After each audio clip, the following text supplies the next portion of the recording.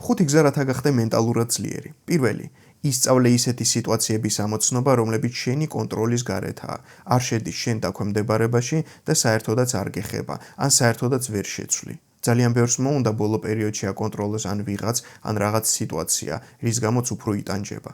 ეს ყველაფერი რთულია, მაგრამ ძალიან მნიშვნელოვანი. შეეცადე ფოკუსირდე იმაზე, რისი კონტროლით შეგიძლია. კი, გაჯიუტება შეგიძლია, რის დროსაც თვითდაშავების რისკი ძალიან დიდია, მაგრამ თუ გადარჩენილი სინდრომის მომხრე ხარ და იცი, რომ ძალიან დიდ რისკს შეიძლება ძალიან დიდი ჯილდო მოყვეს, დროშა შენია და მიაწექი. მაგრამ უმეტესობას მაინც ამ ხერხს ურჩევდი. ეცადე შეაფასო ის, თუ რამდენი შეძელი შენი კომპეტენციის ფარგლებში და ანალიზის შედეგად გაფართოვდი, ვიდრე უყურო იმას, თუ რა არ შეგიძლია. რაც არ შეგიძლია, ცვლილებებისაკენ ინსპირაციაც შეიძლება მოგევლინოს, მაგრამ ძალიან ბევრთან უფრო დათრგუნვა და ეჭვები მოდის. მეორე, პოზიტიურ აზროვნებას სასარგებლოდ აზროვნება ჯობს. არარეალისტური ოპტიმიზმისა და პესიმიზმისაგან თავისას არიდებლად, ასე ჯობია.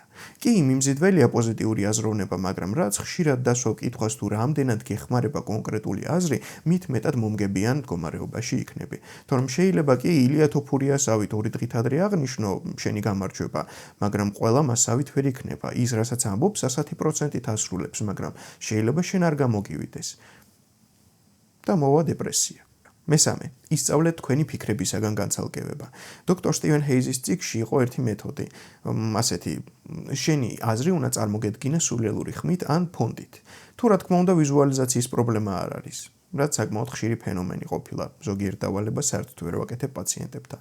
მაგრამ მსგავსი მიდგომა აზრის სერიოზულობას ამცირებს, რაც აქვეითებს ემოციური მუხტის დონეს. მეოთხე, დღის განმავლობაში მოძებნე რამოდენიმე კარგი რამ, რაც შეგემთხვა. თუ ცუდი შეგემთხვა, რაშიც არ გულისხმობ მაგალითად ახლობლის დაკარგვას ან რაიმე ტრაგედიას, შეხედე ცუდსაც როგორც სიტუაციას, რომელშიც რაღაც ახალი ისწავლე. ოღონდ მართლა გამოიტანე გარკვეული დასკვნა. რა თქმა უნდა, აქაც თვითრეფლექსიაა ჩასართველი, რათა ყველაფრის უაზრო რაციონალიზაცია გამართლებაში არ გადავარდეთ და რაზეც პარალელურად ვარჯიში მოგვიწევს. მაგრამ ამ მეთოდით დიდი ალბათობით შეიძლება გარკვეული ემოციური მუხტი დაწიო. და მეხუთე, გააკეთე ერთი რამ, რაც შენი კომფორტის ზონას მილიმეტრით მაინც გააფართოვებს. ყოველ დღე მსგავსი რაიმეს გაკეთება მენტალურად ძალიან ზრდის ადამიანს.